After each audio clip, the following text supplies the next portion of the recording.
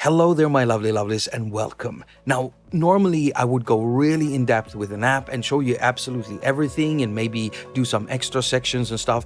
I won't actually be doing that in this video. I will be doing an extended highlight reel of Elastic OSC's features and stuff, and I will try to highlight some of the important stuff. However, I also want to go into the concept of the Macro Oscillator, because that is what is at the heart of Elastic OSC. And in the case of Elastic OSC, that Macro Oscillator core comes from something called Plaits. And the Plaits has its roots in braids, and the braids has its roots in something else, and it all comes from Mutable instruments. And I want to highlight all of that. I want to bring all of that to the attention of my audience, because many of you might not be into Eurorack and stuff, but even if you're not into Eurorack, it turns out that this code is now either seeping into or inspiring products all over the place. I mean, sure, it's been copied or cloned or reimagined in Eurorack modules over and over again. It's been turning up in desktop synthesizer products, DIY handheld groove boxes. It's all over the place if we look at desktop and laptop software, and it's even turning up as iOS apps. Now, I thought it would be interesting to actually hear from someone who's adapted this code for their own project. So I scored an interview with Mr. Elastic himself, Oliver Greschke, and you'll be hearing from him about the development cycle of Elastic OSC. It's very clear and it's elegant, so there is not a lot of code. A lot of stuff is, of course, hard-coded, but I think she made a lot of optimization, so the code itself is not that complicated to understand, and the outcome is just pretty amazing because it's so well done and working so good.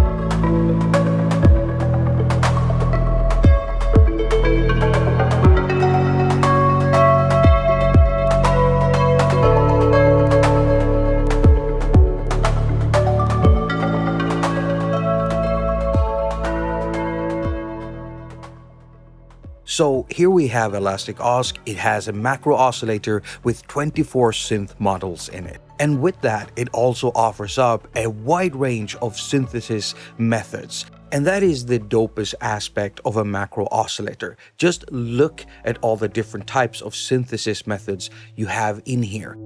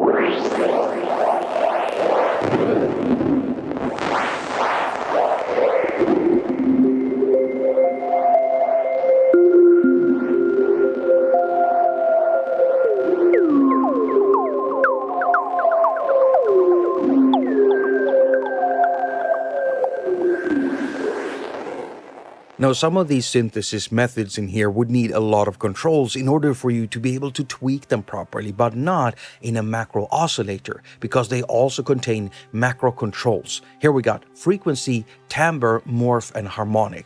And by tweaking just a few of these, you're getting loads of results out of them.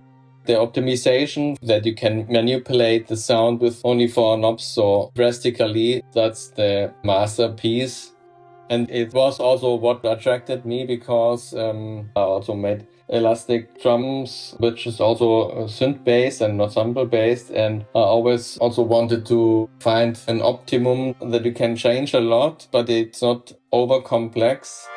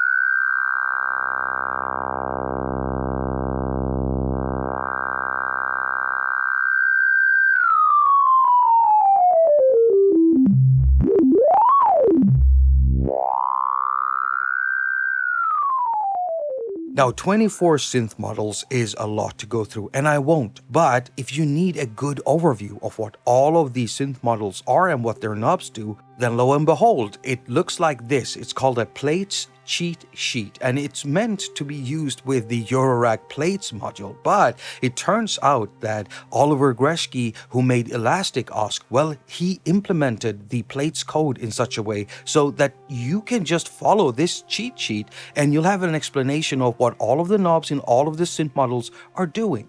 So yeah, if you need it, I've put a link to it and many other good sources that I'm using for my video in a pinned comment under this video. Alright, so back to the Elastic OSC features. Now, we also have something called an LPG, which stands for Low Pass Gate. It is an essential part in any Eurorack system, only I don't have any yet, but I'm about to build some. It's basically a low pass filter that acts like a decay envelope. So it reduces both high frequencies and volume at the same time. And in Elastic OSC, we can actually adjust its decay and also filter depth. But it doesn't really stop there, because the LPG also outputs a signal that you can use for modulating stuff in here. So you can modulate timbre, morph, and it turns out that there is also frequency modulation in here.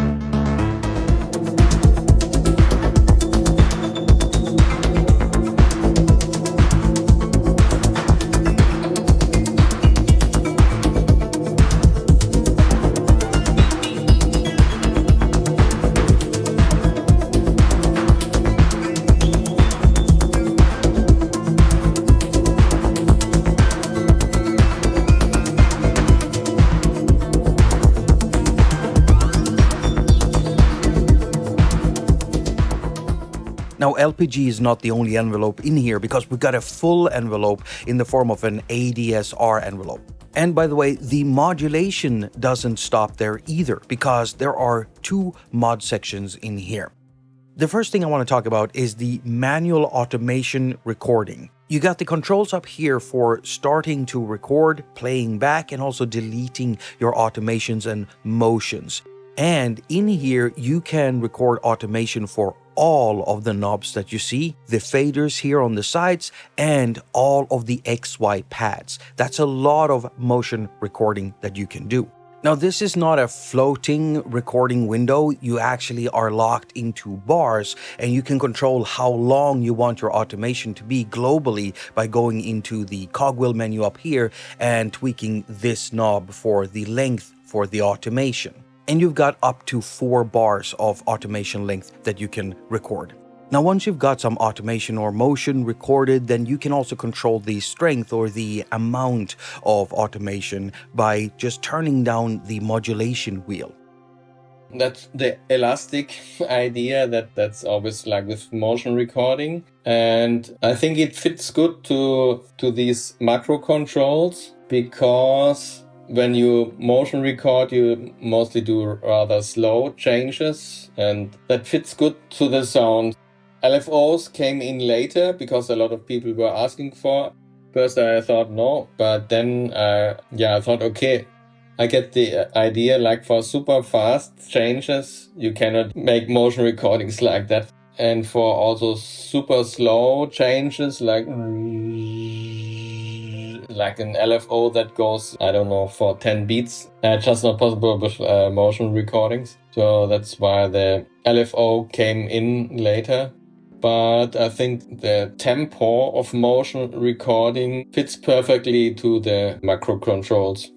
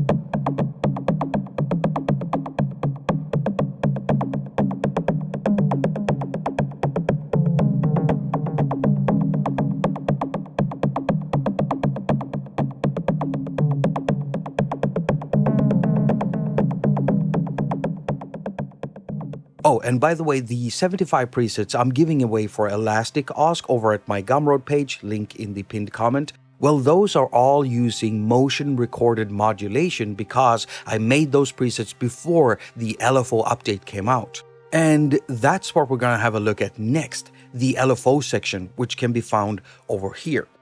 Now, when you buy Elastic OSC, you will only have one LFO available, but you can easily unlock 3 more LFOs, including an LFO mix, by doing an in-app purchase for about $5, I think.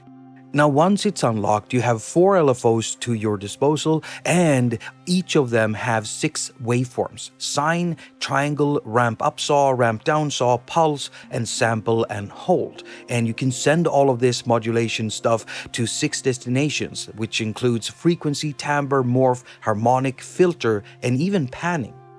You can use all of the LFOs individually by going to its tab and then turning up these knobs down here and have that LFO send out modulation to those destinations. However, I think the coolest page is the mix one, where you actually get to mix together the different waveforms and have them being sent out to wherever you want.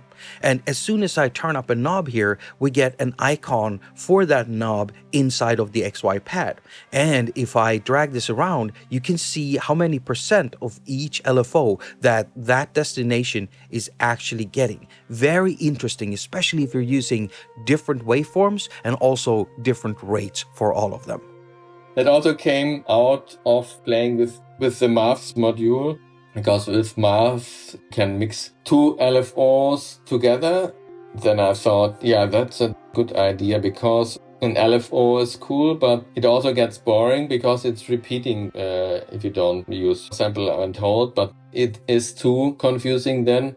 But mixing 2 LFOs is really great. And so I thought we have to do something like a LFO mixing field. So that really took a long time.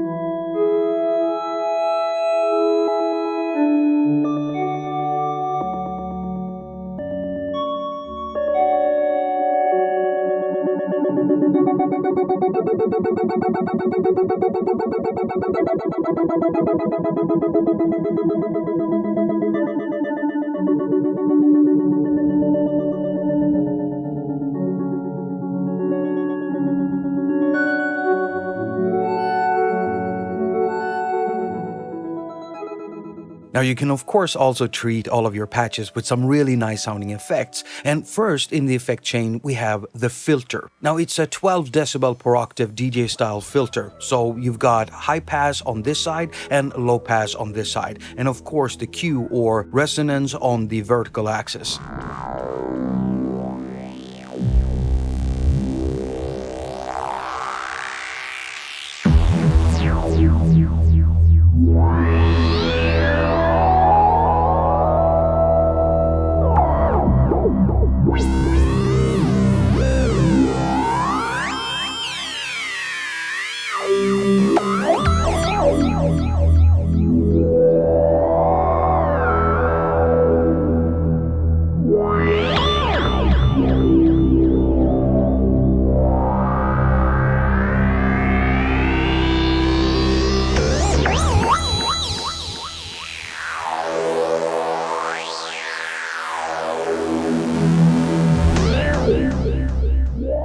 Next, we got a pretty edgy distortion with 5 different selectable algorithms. So you can select them here on the side between however you pronounce this one, power, downsampling, bit crushing, and sine.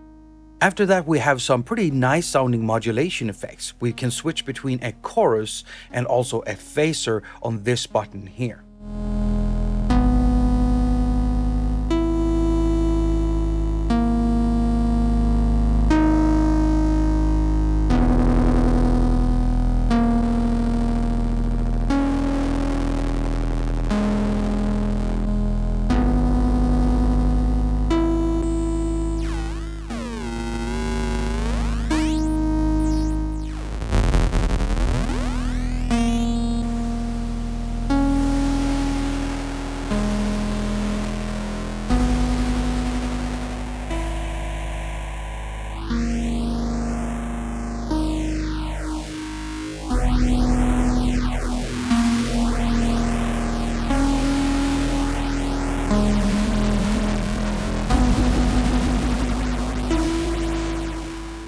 Next up, we got a really yummy, so yummy sounding digital delay. And I swear, as soon as you start modulating the time domain, it's going into wonky land instantly. Now this one is syncable and you can do that on this button here. And on top of that, you've got a stereo spread control where you can actually, if you pull it all the way down here, you get it into mono land.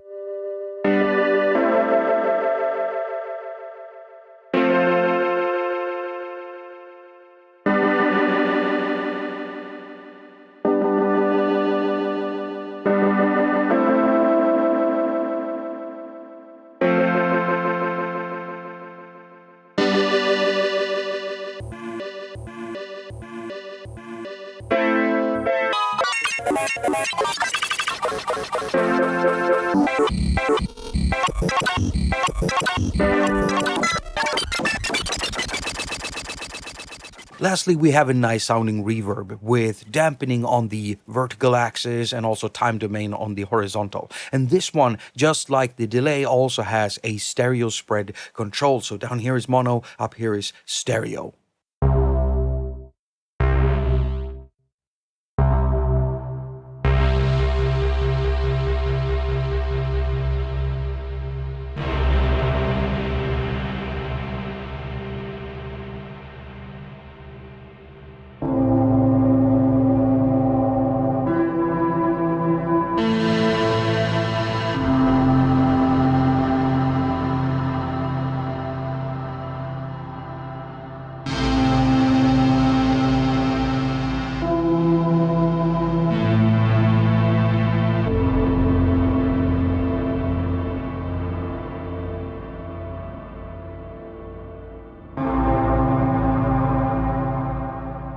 Now, before we leave the effects section, here's some pro tips for you.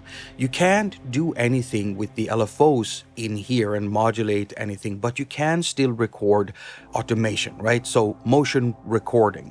And I suggest you do that. For instance, you can take the chorus, set the chorus to a pretty high depth, and then around a short rate, and then modulate that back and forth, and sometimes skip ahead, and you'll get a really wonky type of tremolo and also pitch shifting at the same time. It's a great way of adding drunkenness to your sounds without actually just doing a boring pitch modulation. But of course, if you combine the two methods, you're gonna end up with a more analog sounding patch. Now, once the audio has gone through the effect section, we hit a limiter with a hard-coded -dB limiter and also a -5 dB compressor. There are no controls for these. You can only turn these on or off on this button, and then the audio signal hits the output or outputs. Now, the original Plaits module includes two outputs. It's got one called out and the other one called aux, or au, because it's French, and I'm not sure I'm pronouncing that correctly. So out is the main output and B is a variation of A, and this will be different depending on what synth model you're using. Now, Elastic OSC has this system too, so A is for the main out and B is the variation output. However, unlike the Plaits Eurorack module, the Elastic OSC plugin is not that, a Eurorack module, so we cannot just route the outputs any way we want with cables. So instead we have 4 pre-selections. Now, all of these outputs come out as stereo, but not true stereo, because A is like a mono output, and B, which is the variation, is also a mono output, and then we have A and B mixed together in this one. However, the last one can actually create a stereo sound because it takes the A output and pans it hard to the left, and the B output and pans it hard to the right.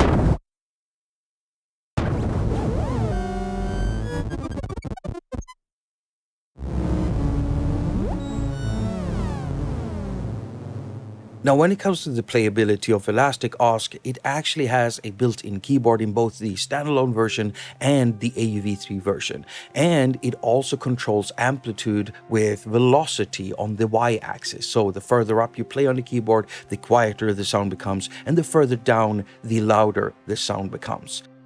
Now, lastly, we have an arpeggiator, and its modes allows you to do up, down plus, up, down, minus, played, which I always enjoy, but it also has random and even a chord mode. Other than that, we've got rate, octave, and an interesting one called skip, which allows the arpeggiator to skip certain notes.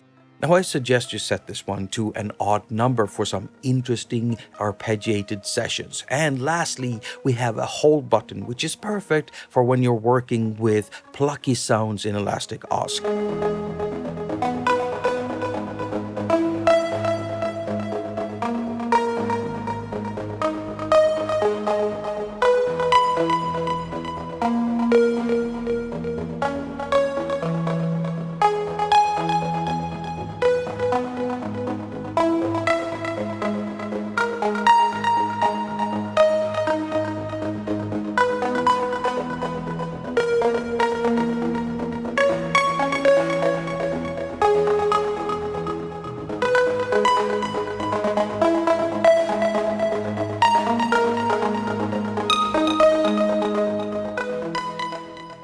Now, in the next section, I want to show you the origin of the macro oscillator concept, where it comes from, how it grew, and where it's going right now. But before we do that, I was actually curious to hear about how Oliver Greschke even discovered the Plaits module in the first place, and why he ended up making Elastic OSC and adapting the Plaits code like this. I guess I just saw some videos with the sounds, and I liked the plucky sounds because they are different than the usual analog fat sounding things. And then I came in contact with Baptiste. He worked for Arturia before. Now he's also a freelancer, and he made a cool drum machine. I don't know how it came up, but at some point I asked him, do you know about Plaits? It's open source. And he said, oh, actually I made a port from Clouds already, but it's not working. And then I said, okay, let's do it. Let's do the Plaits port. So that's how it started. The Plaits module started with 16 engines, and it's not too complicated work to implement it, but the last 8 instruments, they are not that bug fixed maybe as the engines before. So there was a bit of work to get it properly working. The DX7 engines, they were added at a later stage, so they also behave a bit different code-wise. Mostly it's like triggering causes something else, and then we had the problem because we have a polyphone system that led to problems with the DX7 implementation, like tones would not stop. Yeah. Now, I haven't told you this yet, but me and Ollie, we are actually friends, and I usually don't call him Ollie. I call him my sweet poopy doo-doo. That's a true story, bro. Trust me. Where I'm trying to get is that we've talked before, and I remember him telling me that he didn't have a single module in his home, but somehow that has now changed, and so I asked him about that. I bought some modules 10 or 15 years ago already. And then I thought, okay, I don't understand it and I want to make music and not spend my time on reading tutorials on this shit. And you cannot store patches. This is pissing me off. It's still pissing me off, but that's why I thought, no, I will never buy this modular shit. But then I had to buy. So now I have some. So this is Mutable instruments only. Her modules are so you can do a lot of things with it, like with the LFO. You can do LFO envelope, and it's also a drum. So on this small rack, kick and the snare come from the LFO. Crazy. I have another rack, mostly with drums modules from Erika Synth. Also the grids sequencer, which I really like. Clouds module, Maths module, like this standards. Meanwhile, I'm still pissed off because you cannot save patches, but yeah, it's relaxing even if I never record a sound. Now, while doing research for this part of the video, well, I had to use a lot of third-party sources because Mutable Instrument is no longer an active company. And so their site is gone, along with their forum that used to have loads of people having active conversations about Mutable Instruments and a bunch of other things. So a lot of information has gone lost with that. So I've had to rely on Wayback Machine and also third-party interviews and other sites that have been documenting the story and journey of Émilie Gillet and their company, Mutable Instruments. Now, you might be wondering, why don't I just get in contact with Émilie so I can get the story directly from her? Well, I've done a lot of research on this. This is something I've been working on ever since I started building my own Eurorack system. What is it, like 2 or 3 years ago now? Well, I'm getting the distinct feeling that Émilie wants to be left alone. And since I'm not an asshat, well, I'm going to respect that. Lastly, I have to mention something in order to avoid confusion when you go down and check all of my third-party sources. You see, I've had to base my information on work, articles, interviews that were done before she transitioned. So, in some cases, you'll find that they're using their old name and their old pronouns. And I'm not interested in dead naming or dead pronouncing. Is that even a term? Well, I'm not interested in doing any of that. So I will be using the current name and the current pronouns of Émilie Gillet. Oh, and by the way, if you have a problem with the concept of pronouns, then good luck using any language on earth at all. Lastly, grow up and f off. So let's get started. Now, I couldn't find any good information on how she actually got into coding and why she's so passionate about it. But I did find out through an interview that TechCrunch did with a bunch of module makers back in the day, in where they asked Émilie about, where she had worked and stuff. And it turns out that she already had been working for companies such as Google, Last.fm, MXP4, and I'm guessing that she did coding for these companies. Well, at some point in 2009, Émilie started experimenting with Arduino and also building her own hardware synthesizers. And one of the first things that came out of that was what you see right here. No, she was just building stuff for herself. And it turns out that after posting some pictures and sound examples of this thing online, a lot of people wanted it, which is how it grew into what you see here. Now, this was a DIY project, so you couldn't just buy a finished unit. You had to buy circuit boards and components and solder it yourself.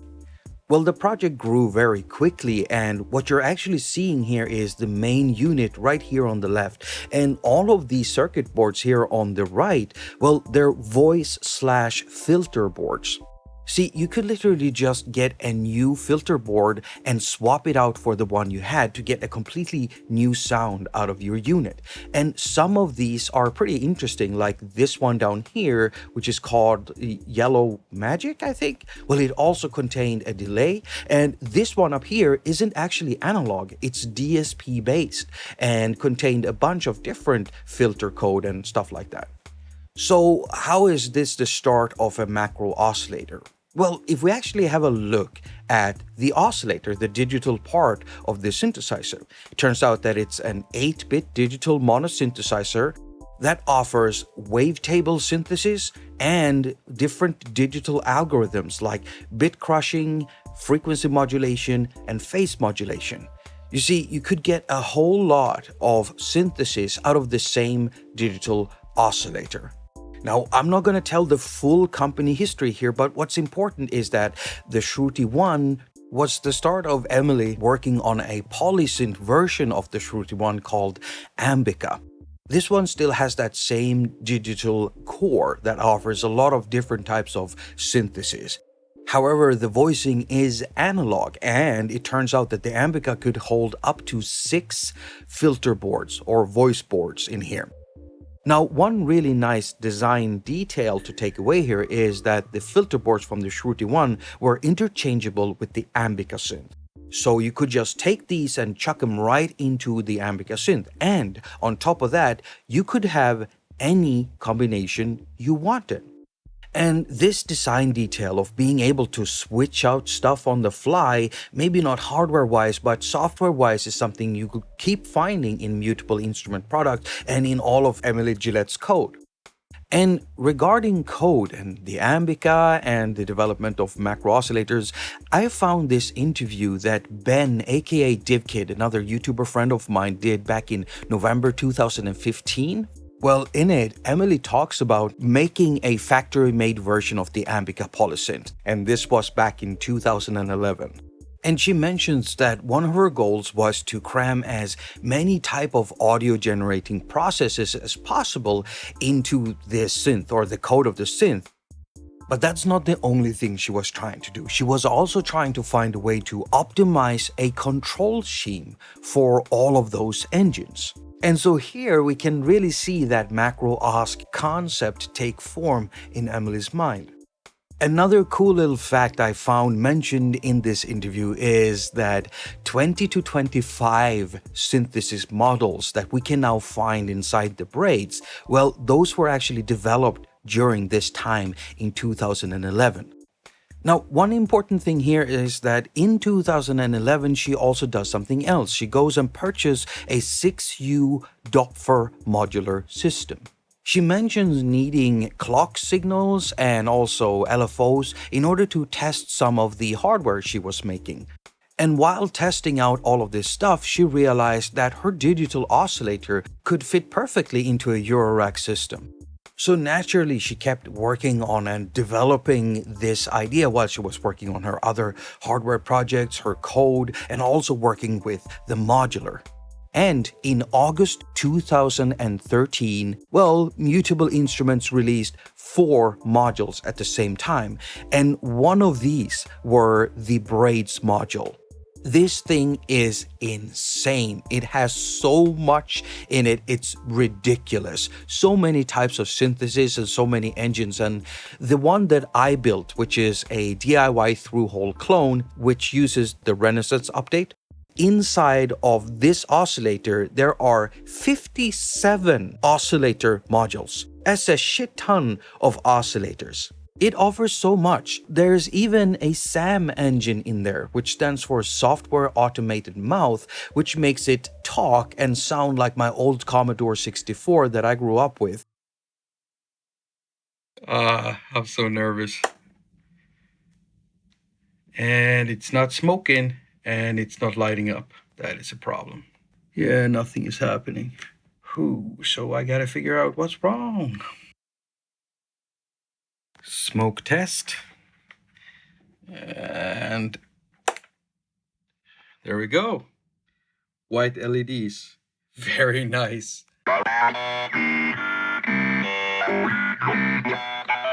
But enough about that, because the important thing here is that now we have this module with a bunch of different synthesis modules in it, and there are macro controls, because it doesn't matter what type of synthesis module you're selecting, you only need a few controls that does a lot in all of these engines. Behold, the Macro Oscillator has been born. Now, I'm not going to tell the full company history of Mutable Instruments. That's not the point of this section of the video. Now, what is important to mention though is that the work that Émilie did between the release of Braids in 2013 and the release of Plaits in 2018, during that time she developed a bunch of other modules. Really popular modules like the Clouds, which is this granular module, and Rings, which is a resonator module, and again, a bunch of other modules. And while she was working with all of these modules, she was refining her code, the way she was working when developing hardware, and also she was refining her user interfaces and her control schemes. And all of that work culminated into the second Mutable Instruments macro oscillator, which was the Plaits in 2018. So just like the Braids, it has multiple synth models, only 16 in this one though, but very powerful ones. And it also has a better control scheme for the macro controls that are actually controlling all the parameters in here. The Plaits did receive an update with 8 more engines in it, including a 6-operator FM synthesizer. It came out in 2022, and this was close to when Mutable Instruments was about to shut down, because the company shut down in December 22. Now, on the topic of products inspired by the Plaits, or branching off the Plaits, or just copying the Plaits, there is so many Eurorack modules.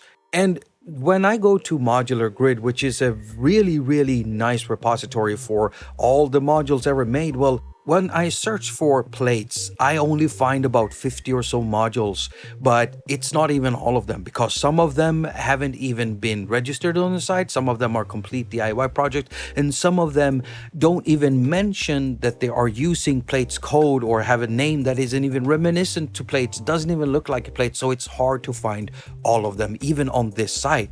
And to be frank with you, I'm really not that interested in doing this timeline with the first Plaits clone or anything like that. What I want to do is to show how this has spilled over into other areas, because we now have code seeping into other DIY markets where hardware synthesizers for desktop are being made in groove boxes like this from Ono Sendai.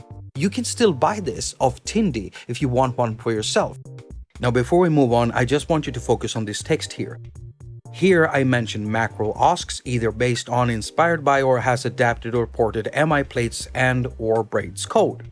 And that might make you think that Plaits and Braids code are kind of similar, but they're not, because Émilie wrote completely new DSP code for Plaits, and she even designed new hardware.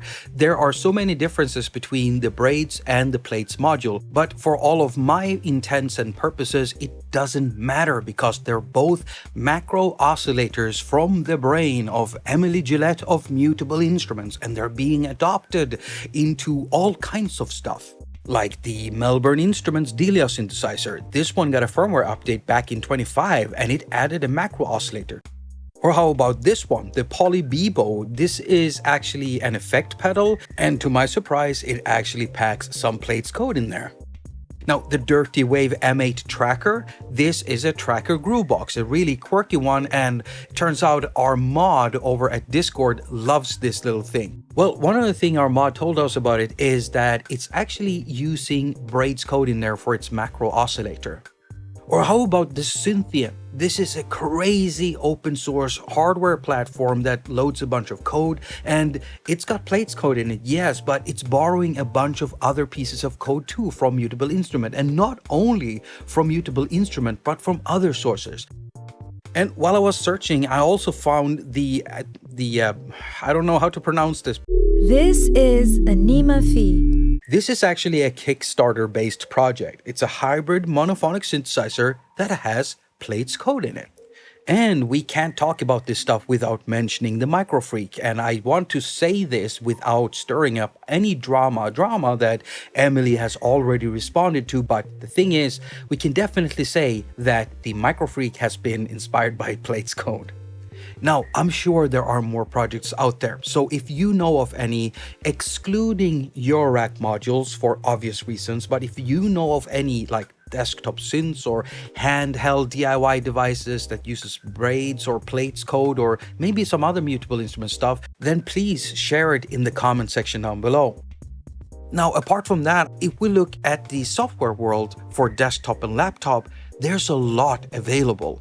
If you're using Ableton, well, the Ableton Meld actually is a macro oscillator, and you can get a second one which is patchable, which is Plaits for Live. But if you're not into Ableton Live and you want something modular, well, there's a modular Eurorack simulator called VCV Rack.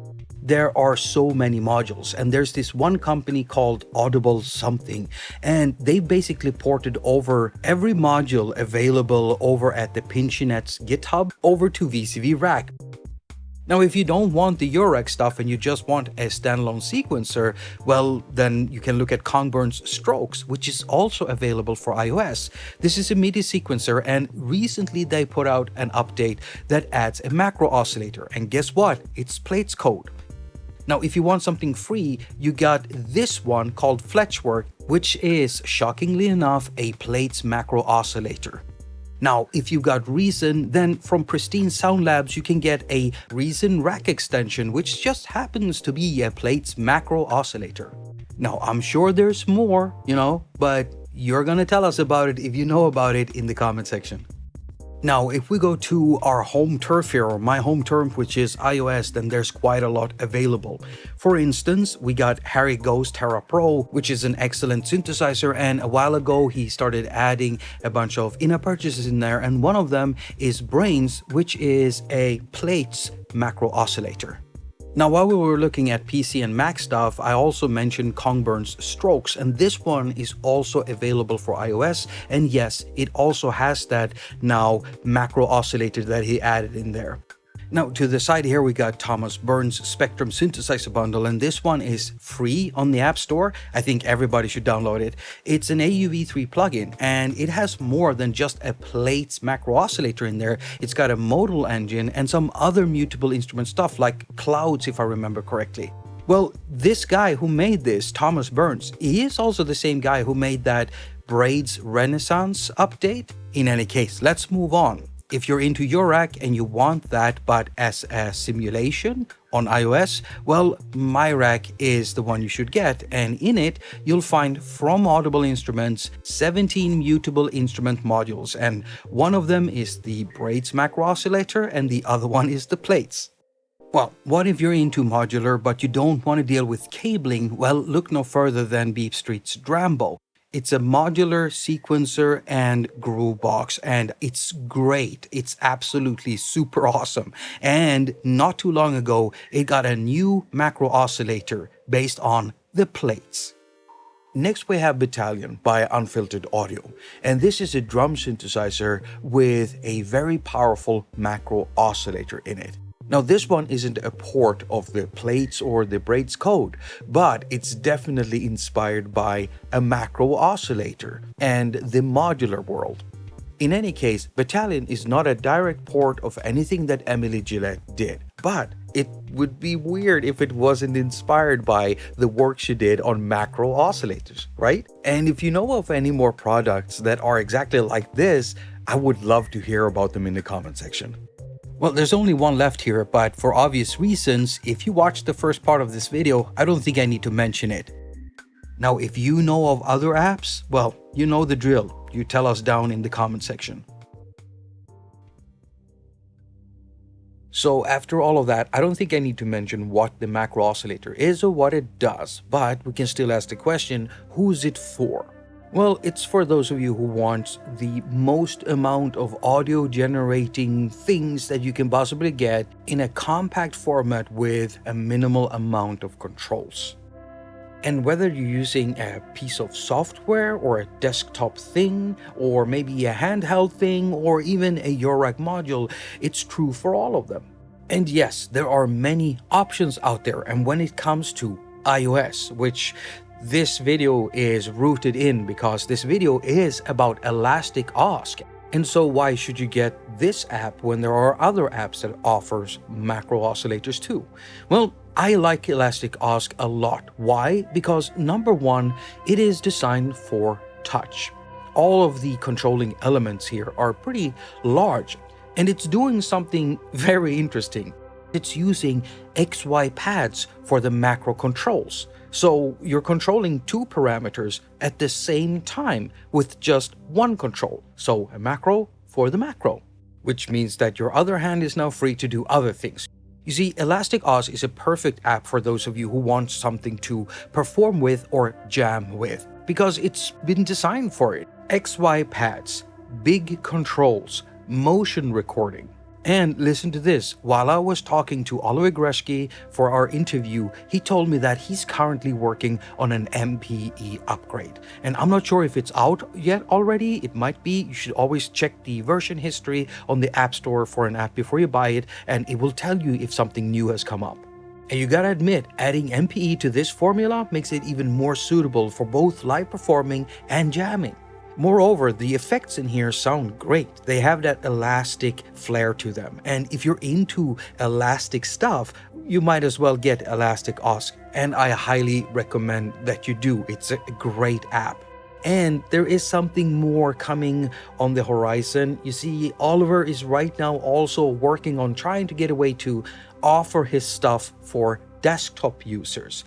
Now, when it comes to Mutable instruments, well, that story arc seems to be over because the company shut down and Émilie has gone on to do other things, and I'm not sure exactly where she is right now, but I wish her the absolute best and I hope only good things come to her.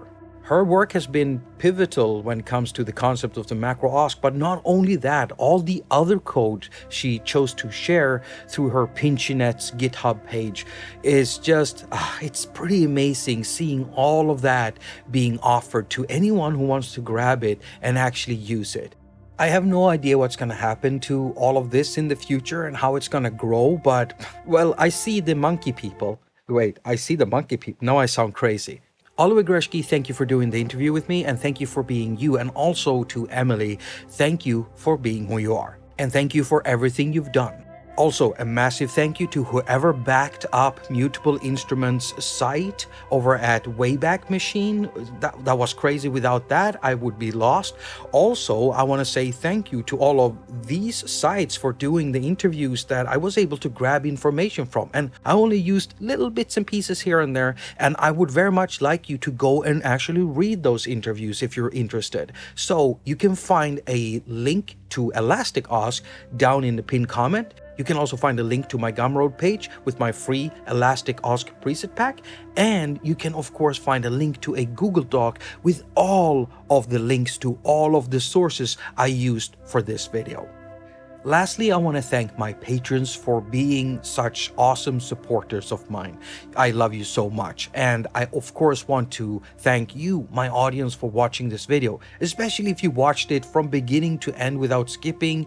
That means a lot to me because I put so much of myself and my time into my videos. I actually want people to watch them. And as usual, I wish you a very productive week. Now go finger all of your stuff and have a lot of fun doing it.